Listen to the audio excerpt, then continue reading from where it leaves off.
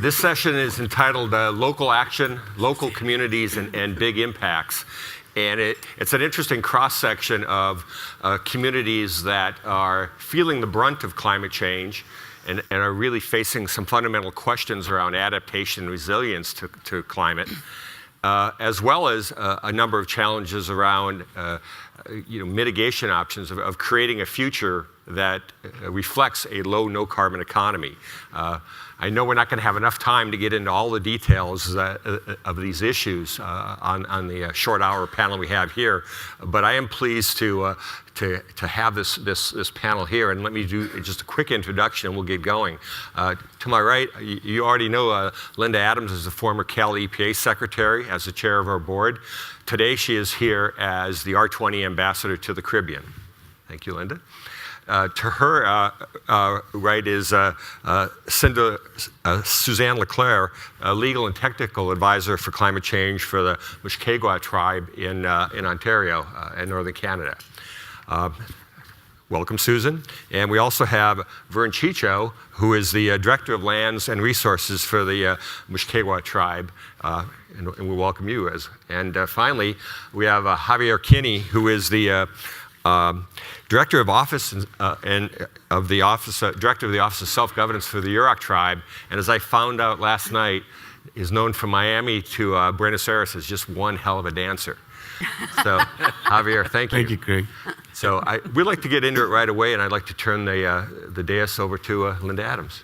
Thank you very much, Craig, and thank you all for the opportunity to talk about my new home. And I'm just curious, with the raise of hands, how many of you know the country of Anguilla, British West Indies? That's because I told you.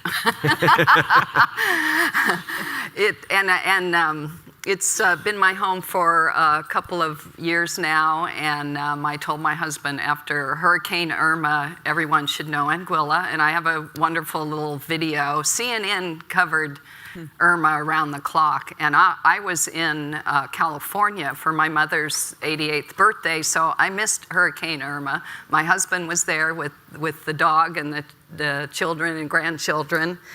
And the island shut off the power ahead of Irma, and so I had no communication except I was watching CNN. So if we could play that video, then you'll all know Anguilla.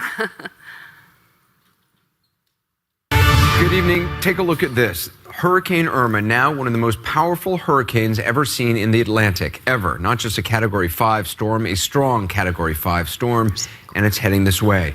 The president tonight declaring emergencies for Florida, Puerto Rico, and the U.S. Virgin Islands, which is why we're starting off tonight with CNN Tom Sater with new information in the Weather Center. So let's talk about the forecast. What's the latest showing for Irma?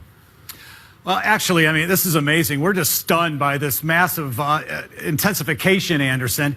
I mean, this system, there's only been one ever in the recorded history of the Atlantic Basin that's been stronger, and that was Hurricane Allen in 1980. You know what this reminds me of? And you were there. This reminds me of Super Typhoon Haiyan. I remember I was on the air at CNN International when it became the strongest tropical system to ever make landfall on any landmass in the world, and you covered the aftermath. I mean, 6,300 people lost their lives. This is only like 15 miles per hour difference, 15 to 20. So this is going to make landfall, and the conditions are already going downhill quickly in the Northern Islands of the Lesser Antilles. When you take a look at the warnings, they do contain the British and U.S. Virgin Islands and Puerto Rico, which is under a state of emergency. But this system is massive. I mean, we're looking at not only heavy rain, but damaging winds. It's going to knock out power to these islands, communication, possible water sources. The storm surge alone is expected to possibly get to 11 feet. When it heads up toward the Turks and Caicos, we could have a storm surge, Anderson, near 20 or 25 feet. Wow. So the winds are going to be devastating. The center should stay over land, except it may run right over the island of Barbuda and then Anguilla. Look what's behind it. This is Jose. Jose is going to become a hurricane soon. Looks like it's following the same path, but we do believe that's going to slide north and get in the open waters. No concern. But the National Hurricane Center track is really of great concern.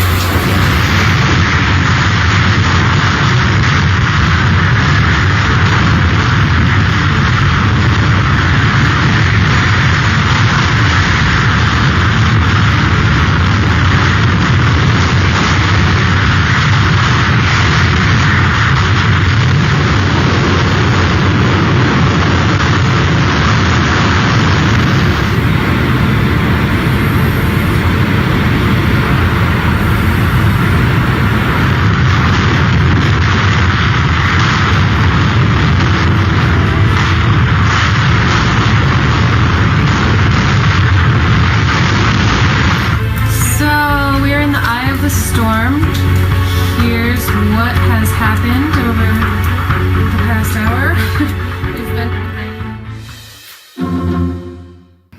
I've been in one hurricane every 10 years. The first 3 were extraordinary, magnificent, beautiful.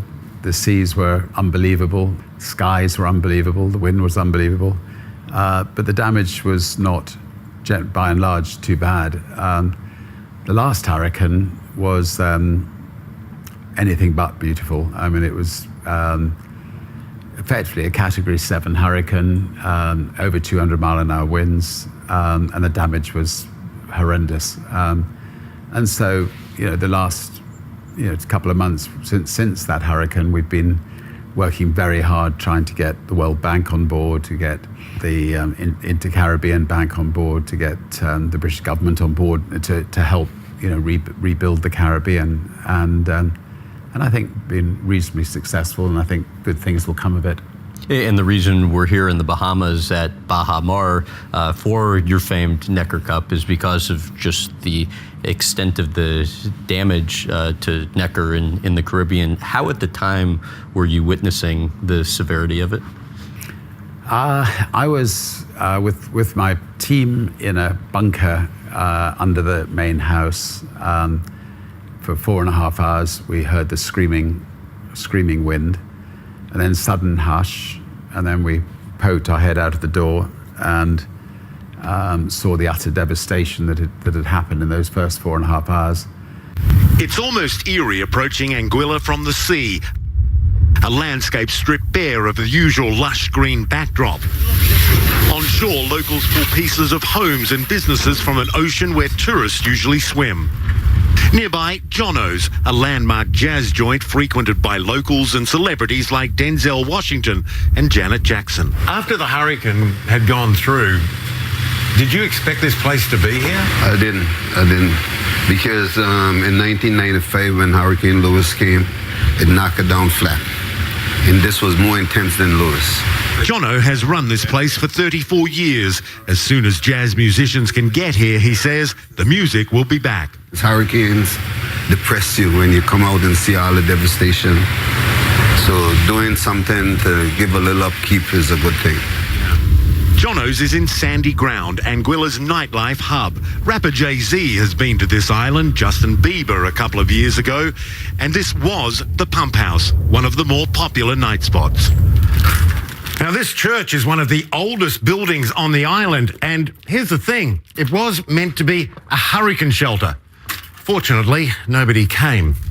You see a link between climate change and the intensity of the storms that we're seeing right now?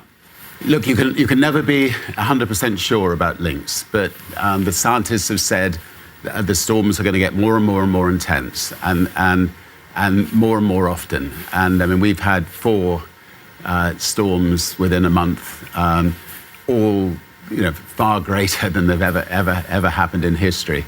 And I think sadly this is the start of things to come.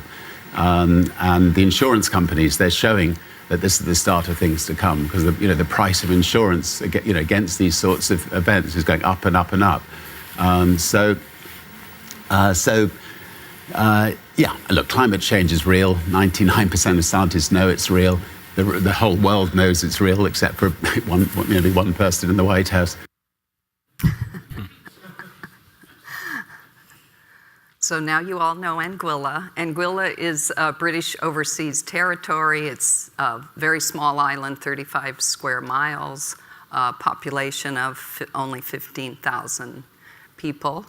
And I had been visiting Anguilla for about 20 years, every year or so, because my oldest childhood friend lives there. And she was very aware of climate change and environmental issues and was always asking me, Linda, what can you do to help Anguilla? What can you do to help Anguilla? And she took me around and introduced me to some of the ministers, some of the leaders on the island. And they all said, we can use any help we can get. So, I spent a lot of time trying to figure out, what I can do to help my new country. And I am working on some projects, but I think I'll save those for and let some of our other guests talk a little bit before I talk about what I've been doing to help Anguilla. But I just want to say one more thing, that when I first started visiting, I realized that the island basically shuts down for hurricane season, and the big resorts close. Anyone that can leave leaves, and I never understood why, but now I know why. We were very fortunate. My husband was there, and our home has good hurricane shutters, and we were very lucky. Our roof stayed on, and one of the things that's happening on the island because of all the hurricanes, most of the original cute little wood homes have blown away, and just about every home on the island is now built of concrete block and steel rebar, including the roofs. So that's one thing they're doing to build resiliency, just a house that won't blow away. Although some very good friends had one of those houses, and once the window and doors started coming off, the roof just blew off that way. So. Thank you, Linda. So that's what's going on in Anguilla. Fascinating. Vern, I'd like to ask you to, obviously, usually not targeted directly by hurricanes, but I know you have your own set of challenges. Can you explain that for the audience? Yes, thank you, Craig. First of all, I want to say, Anaskamun about Vegitana, but Vichuano, eight nanot. Danaskam Denomus, where I'm giving you a greeting, that in our language, when we speak, we greet the people that we're speaking to. And also, I wanted to acknowledge the traditional territory of the indigenous First Nation tribes that are in this territory. I'm not sure what the name is. Aloni tribe. So I want to acknowledge that tribe for us. Like Javier said yesterday, we're visitors to this territory. And so I'm happy to be here. And in our language, we say miigwech when we say thank you, and can everybody say that? Miigwech. Yes, there you just got a Cree lesson and learned the Cree word from my territory, and I'm happy. We're happy to be here to participate, and we got the invitation last week while we were in Toronto for another meeting, and we were more than happy to come to this place because I think we have some important things that we need to talk about as well, and for the global community to hear about our region. If we can have that picture on the, so I can show, just the people, the area I'm talking about. This is the map of Canada, and you see there the Hudson Bay, the James Bay, just below that, and the dark brown color that you see there. Is it brown or? Yep. Yeah.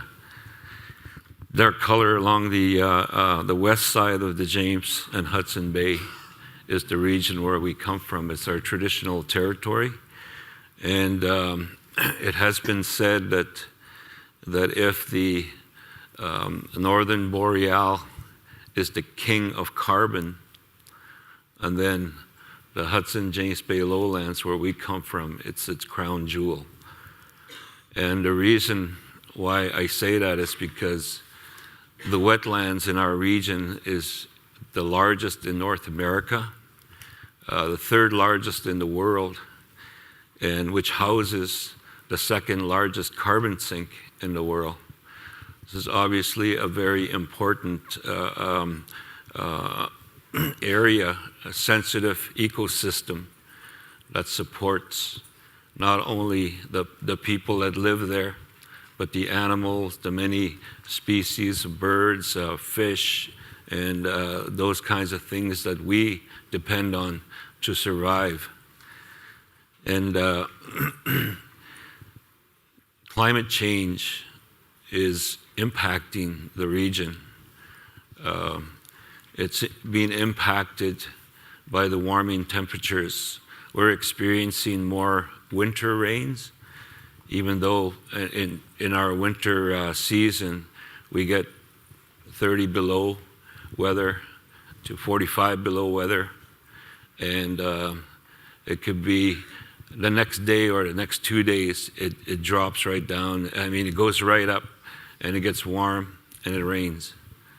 And we're seeing more of that. We hadn't seen that in years before. Minister Murray was talking about the, when he was born in 1957. That's the same year I was born.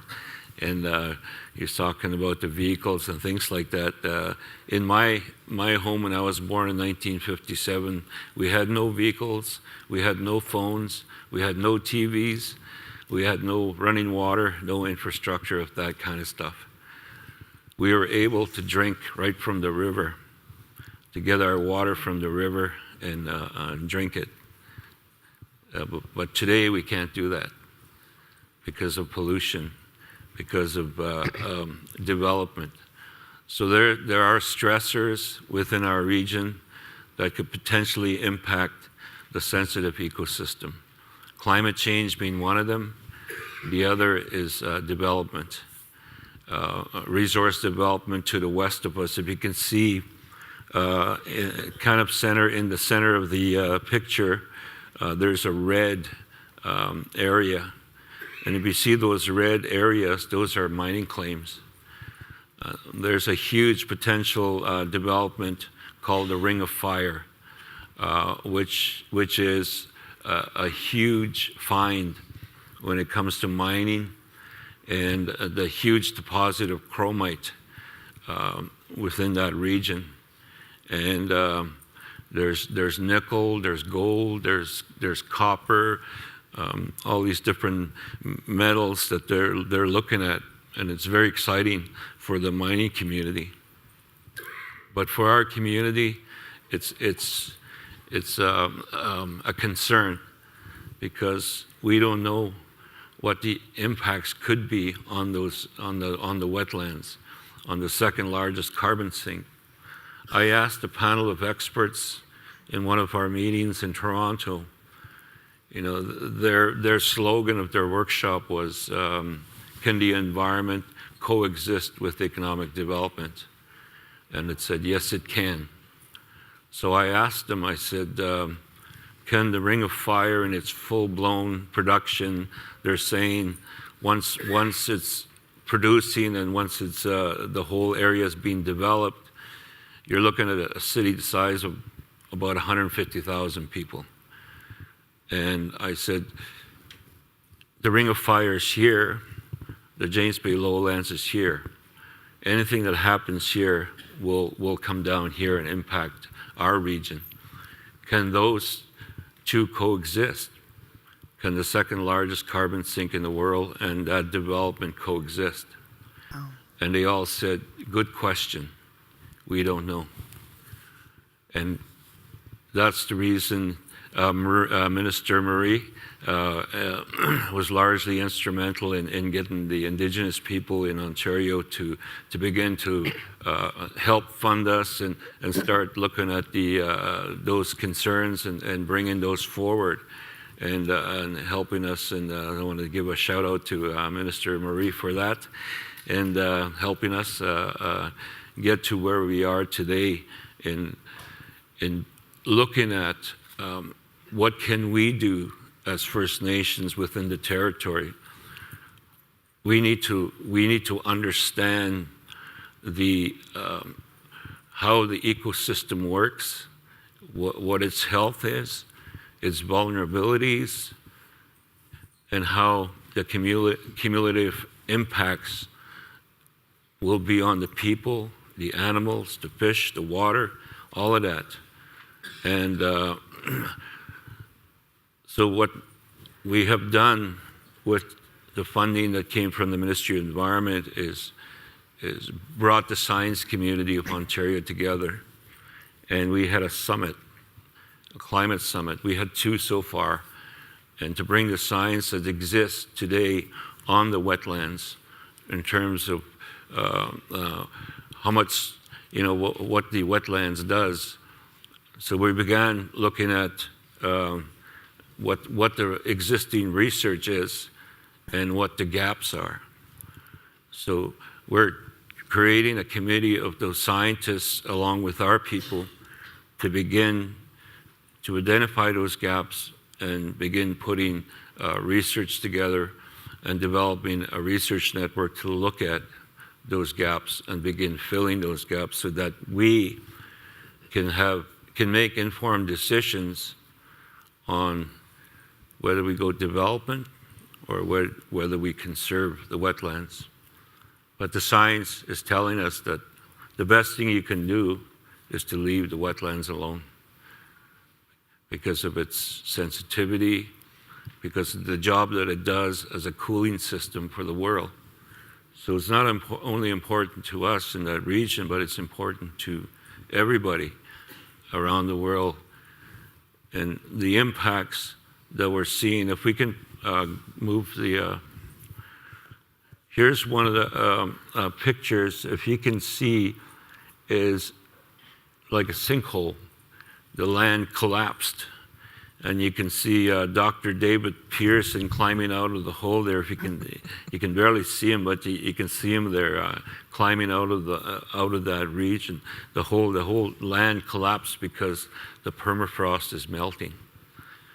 And when the permafrost melts, it releases the carbon that's stored in that region. Do we have another slide or? Oh, the polar bears, yeah.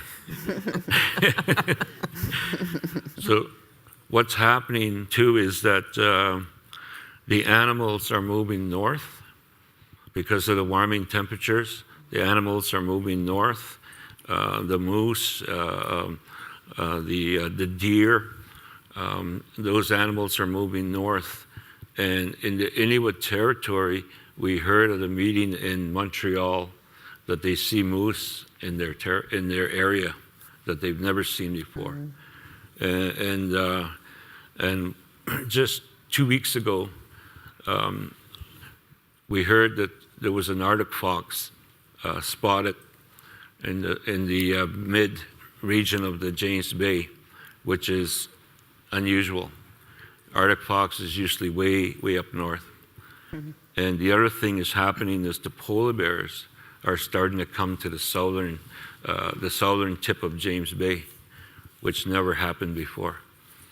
And so it's new for the people when they go out hunting along the coast of the James Bay in our region. It's new for them to see polar bear. We almost lost a family of people when they went out and they were surprised by a polar bear.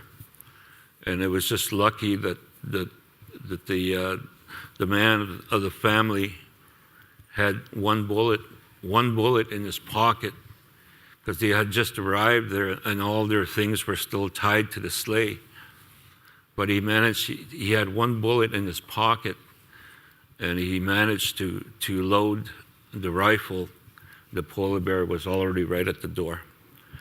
He said that the two ladies had walked towards the edge of the bay to look, just to go and have a look.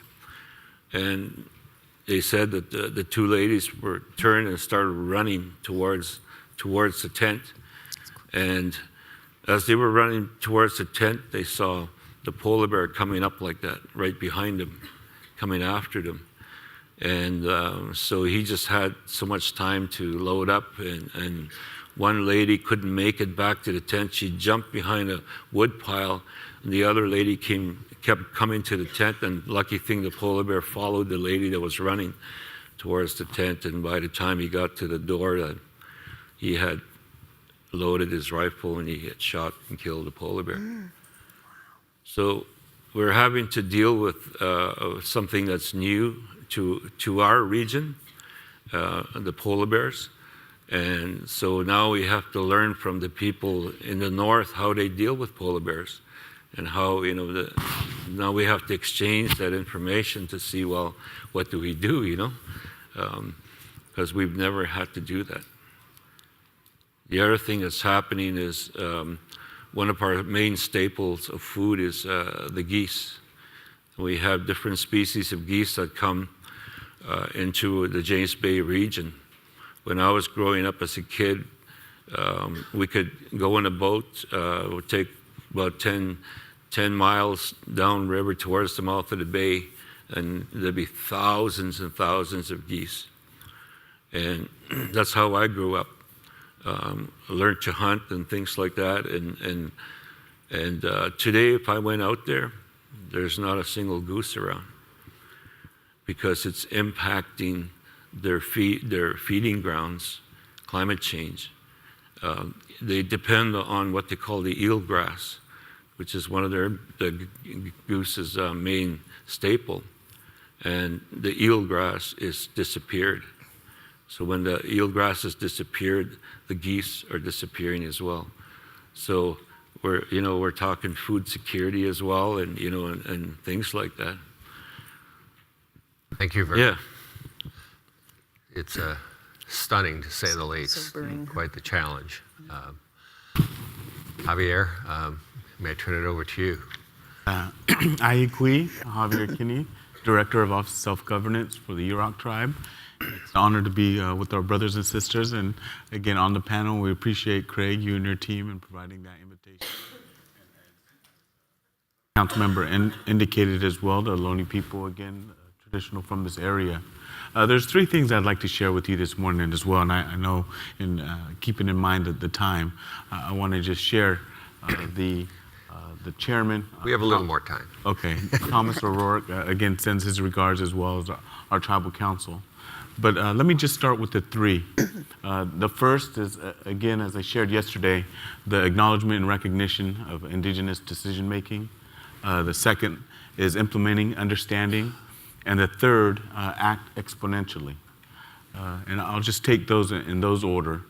And I was talking to my two children, who's 15 and 17, and explaining, what their papa's doing in San Francisco and how he's doing and who he's meeting. And so in that discussion, I was sharing some of the conversations we've had, of sharing some of the experiences and people that I've seen. And right away, my 17-year-old son says, they're woke, Papa. They're woke. And understanding that we've got to relay and tell our story. For far too long, there's been a lot of, on our part, not reaching out enough. But when I'm saying, you're woke, and the individuals that I've met at this conference, this is my first NACW conference, and we look forward to participating in the future, as well as the other local conferences, meetings, and international meetings, and sharing the work that we're doing. And we do have, again, a dynamic team that's been working with the Office of the Governor. So our participation in the Cap and Trade program has been influential in not only teaching more about climate change on and near the Yurok ancestral territories, which is located in Humboldt and Del Norte County, but being the largest tribe in California, we get those calls, both in support and also the questioning as well, is why engage the state at this level? But again, to come back to those woke people, Jason, Rajinder, we were on a panel yesterday, Eddie, Richard, Amy, the individuals that we've come across have that understanding. I got questioned up on one of my quotes that I was provided in one of our publications as a law student. And it said, "We're not your great-grandparents' Indians anymore." And what I was indicating was, during that generation, times have changed. We wouldn't have indigenous leaders, indigenous staff, indigenous issues on a plenary conference schedule. There was a different type of interaction of how Native peoples were approached, addressed, and taken into consideration. And so even our own tribal men, what the heck are you saying, Javier? I said, no. I said, look at, it's their great-grandparents, how they related to us. in the decision making and bringing tribes to the table. And that's where the state of California has it right. Bring them at the table in the development of these types of ideas and types of the regulatory schemes, because at the end of the day, the local actions, local communities, and big impacts, they're going to be on tribal lands. Our brother's indicating what's happening on his lands. We have in Humboldt and Del Norte County and on the Yurok Reservation earthquakes, tsunamis, wildland fires, flooding every year.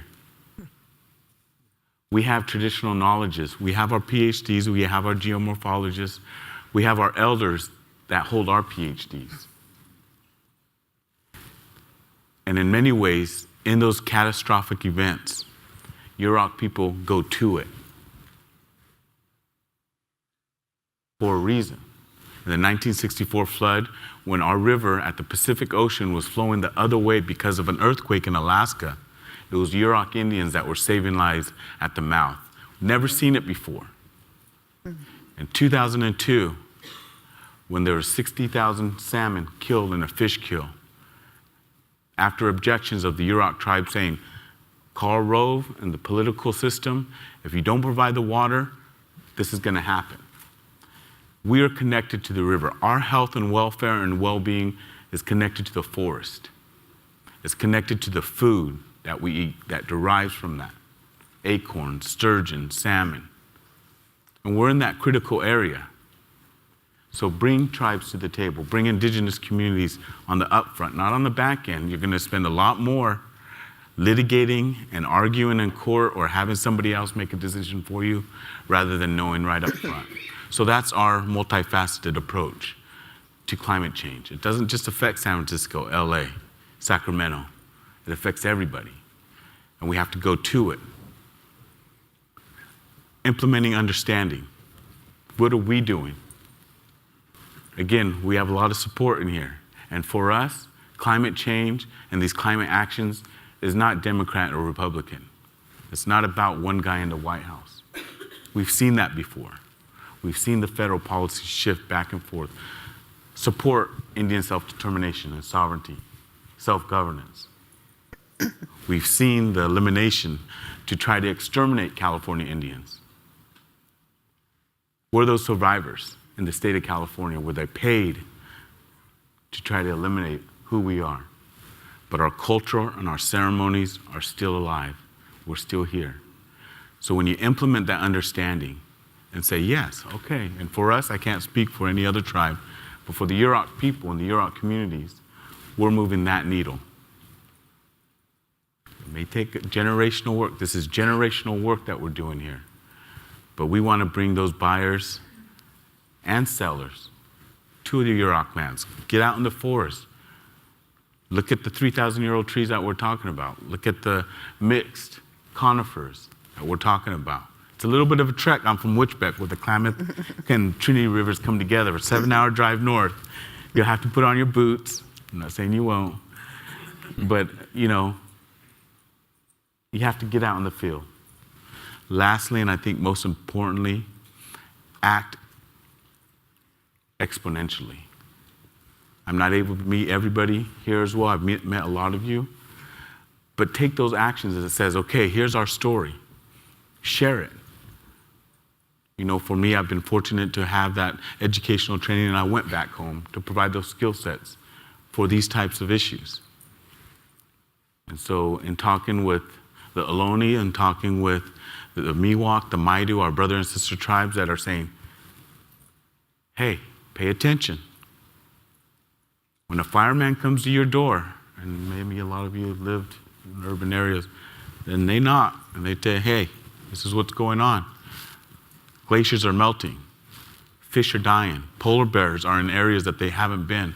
Pay attention. If your house is on fire and a fireman's coming and telling you, and now he's banging, pay attention. This is what's happening. So that indigenous network is something that's willing to share, that we're willing to share. We're blending that traditional knowledge with science.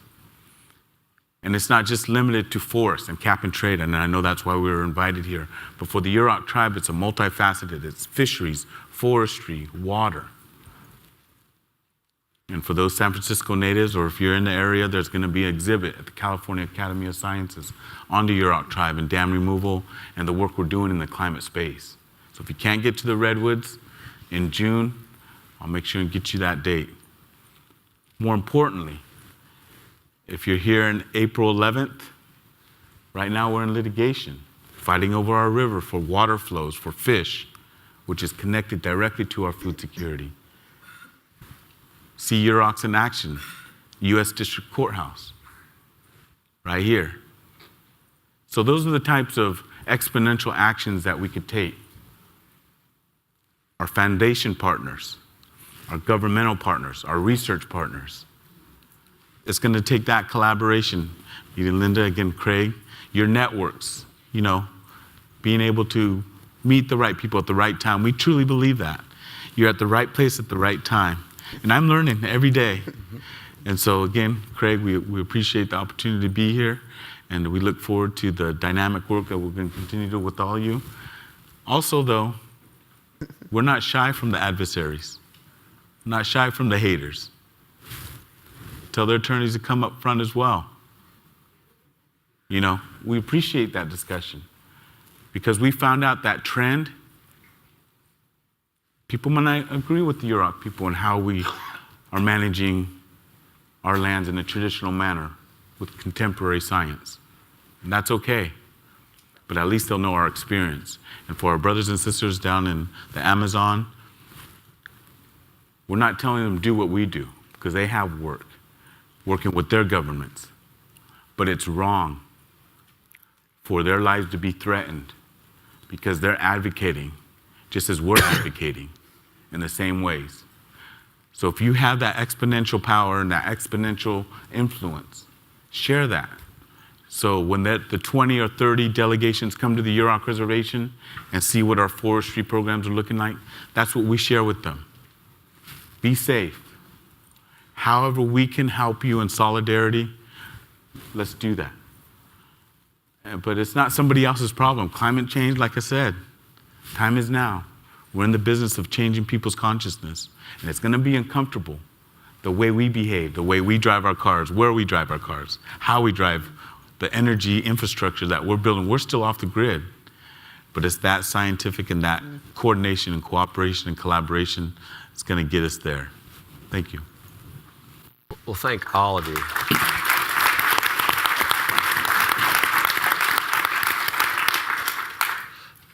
Thank all of you for those very sobering perspectives of what it means to be on the front lines of climate change.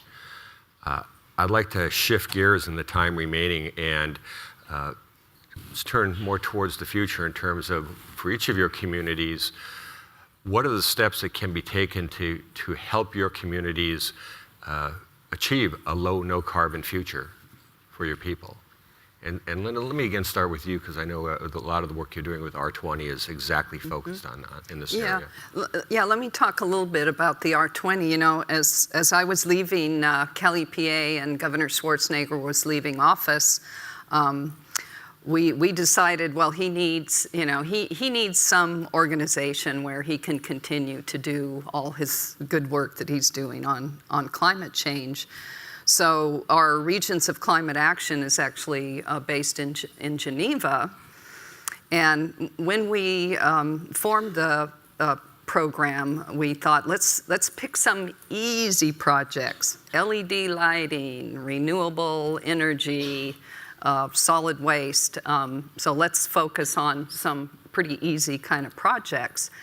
And Anguilla wasn't on my mind at that time, but we were looking at helping governments of this size, or any government that needed help.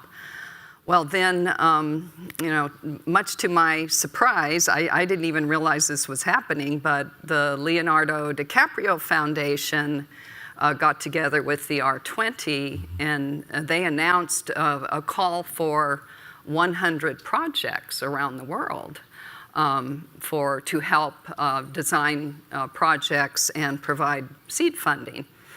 So I went to the Anguilla Environment Department and I said, are you working on these 3 things? And yes, they were. So we were able to actually submit these goals and projects, and we were lucky they got on the R20 list.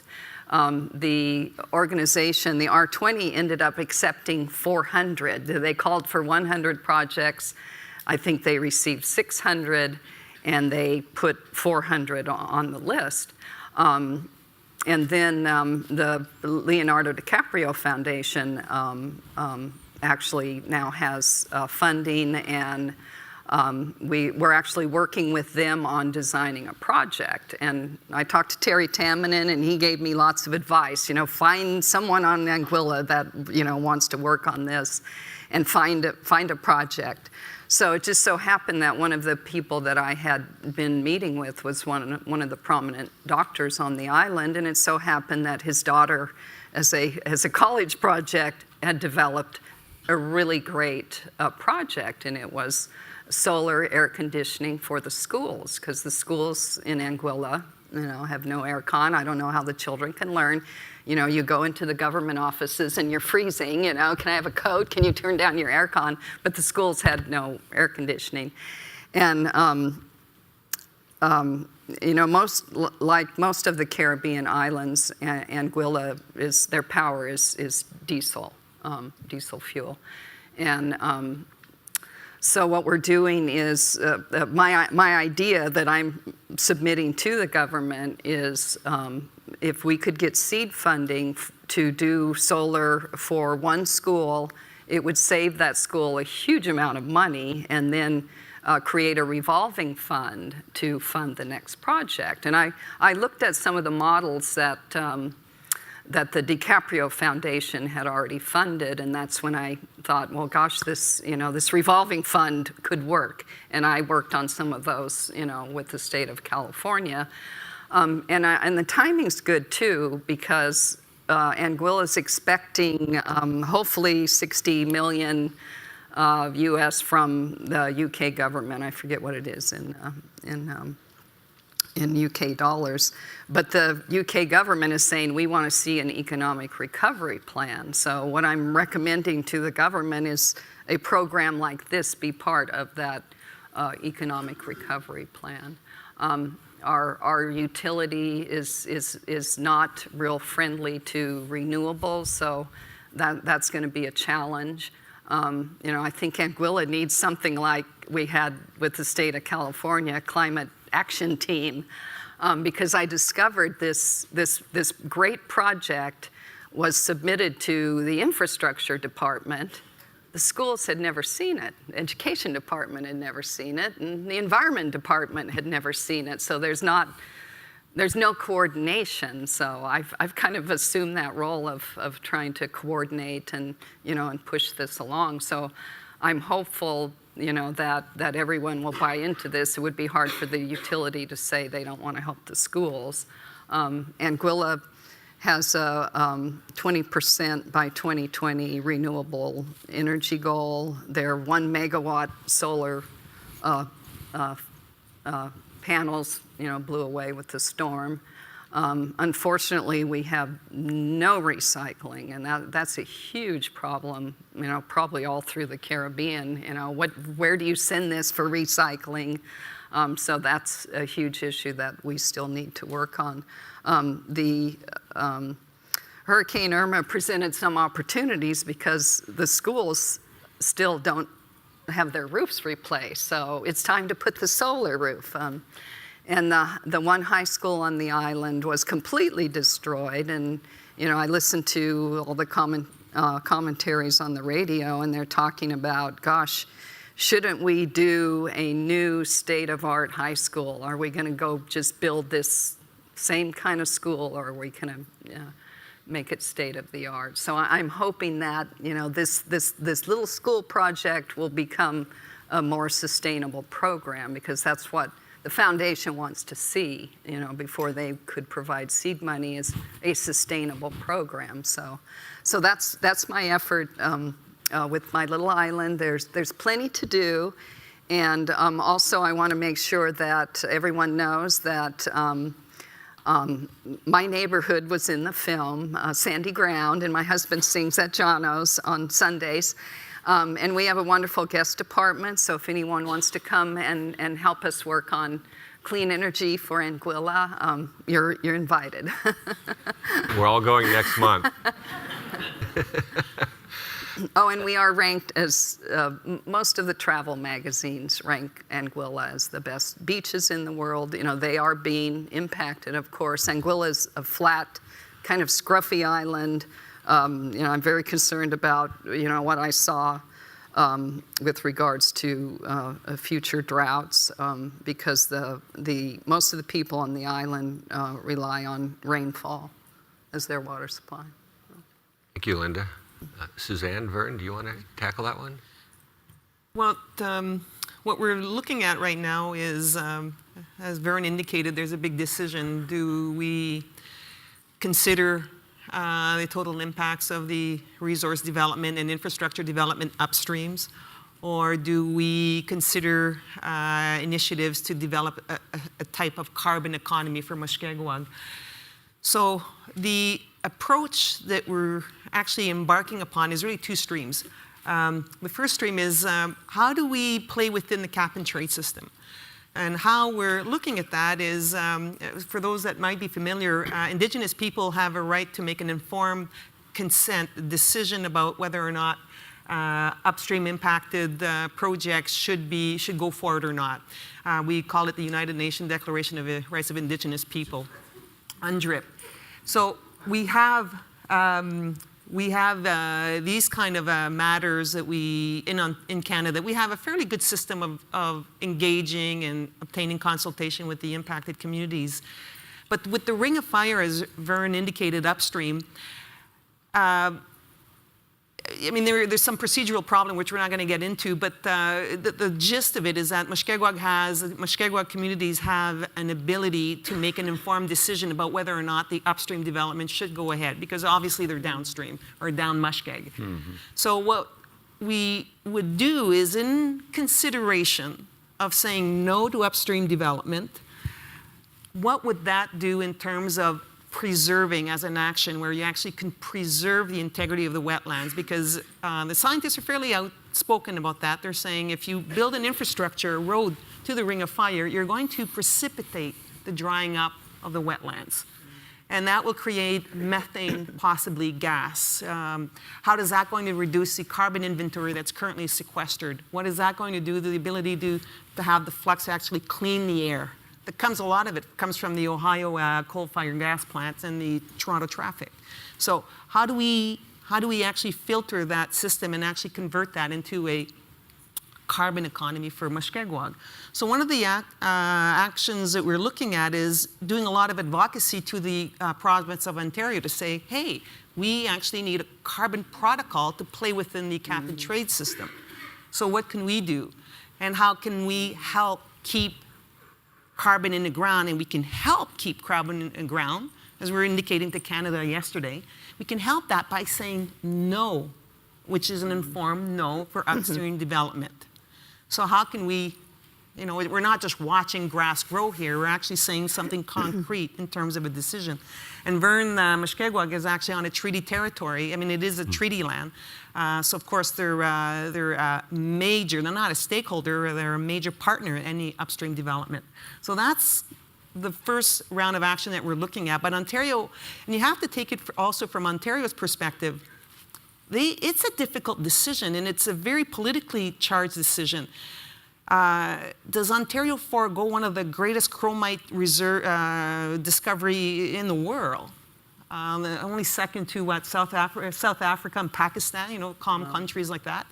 And Ontario is actually including that mineral asset to interest its ability to fund its own debt in Ontario.